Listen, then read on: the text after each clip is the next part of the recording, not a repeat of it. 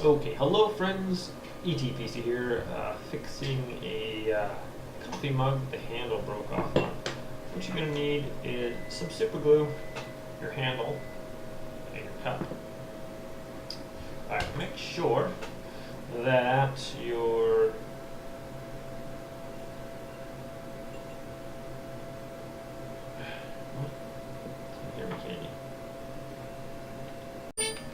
Hey friends, ETPC here. Today we're going to be repairing a ceramic coffee cup that the handle has broken off of. What you want to do is make sure, first of all, that your handle fits back in there. Try to get, that looks pretty much like it was never gone. And you're going to need a little bit of super glue. Okay, so take your super glue and you just want to put just a little bit. This super glue is insane. I'm just going to put a little bit on there. Same thing with the other side. Put your lid back on your super glue. Okay. Take your handle. Make sure it gets in there perfectly. Press it in there.